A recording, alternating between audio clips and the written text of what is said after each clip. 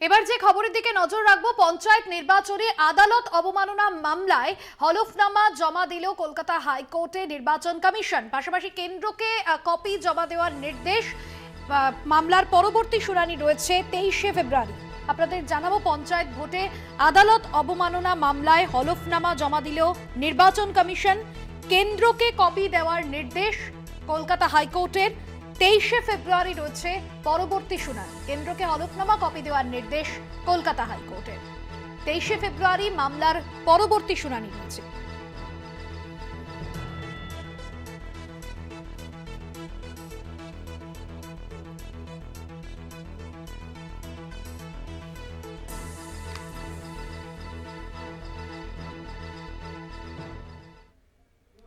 নিখোঁজ ষষ্ঠ শ্রেণীর এক পড়ুয়া। যেমনটা জানা যাচ্ছে যে বাবা মা বকাবকি করায় বাড়ি থেকে বেরিয়ে যায় ওই পড়ুয়া।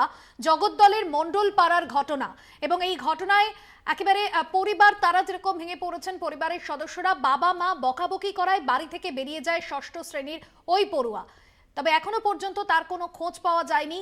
যথেষ্টই চিন্তায় দিন কাটছে পরিবারের। জগদ্দলের মণ্ডলপাড়া এলাকার ঘটনা। ভাটপাড়া থানায় লিখিত অভিযোগ দায়ের করেছেন পরিবারের সদস্যরা।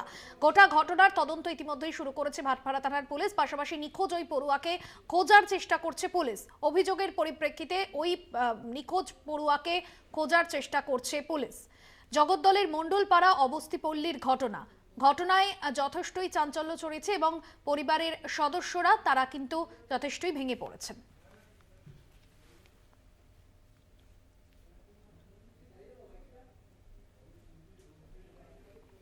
স্বাভাবিকভাবে মেয়েটাকে বাড়ি এনেছে, আর কিচ্ছু চাইছি না আমি। তাই যোগাযোগ করেছি, কোনো জায়গা থেকে কোনো সন্ধান পাচ্ছি না আমি। পুলিশ বলছে আপনারা কোনো ক্লু দেন, তাহলে সেই হিসাবে মতন আমরা এগোবো। আর নাহলে আমরা কি হিসাবে এগোবো? আপনাদের কাছ থেকে কোনো ক্লুই পাচ্ছি না।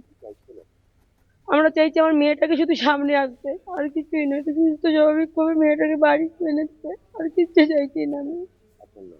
আমার নাম রেখা ধর, আমি ওর সৎ মা।